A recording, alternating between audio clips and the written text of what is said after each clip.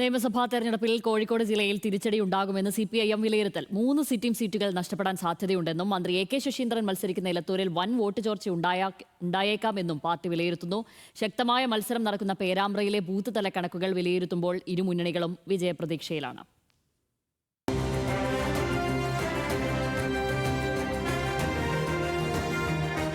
വോട്ടെണ്ണാൻ ദിവസങ്ങൾ മാത്രം ശേഷിക്കെ കഴിഞ്ഞ ദിവസം നടന്ന ജില്ലാ സെന്റർ യോഗത്തിലാണ് കോഴിക്കോട് ജില്ലയിൽ 3 സിറ്റിംഗ് സീറ്റുകളിൽ തിരിച്ചടിയുണ്ടാകുമെന്ന് CPIM വിലയിരുത്തിയത്.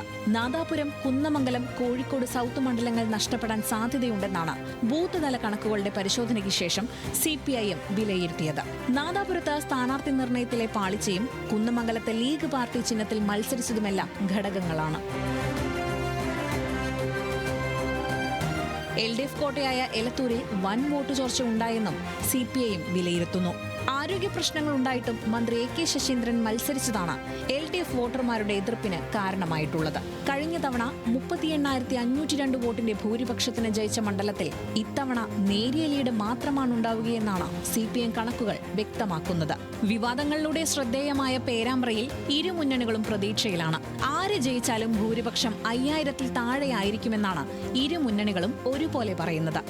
ചങ്ങരോത്ത്, ചക്കിട്ടപ്പാറ, കൂത്താളി, പേരാമ്പ്ര, ചെറുവണ്ണൂർ, തുറയൂർ പഞ്ചായത്തുകളിൽ ലീഡ് ചെയ്യുമെന്നാണ് UDF വിലയിരുത്തൽ.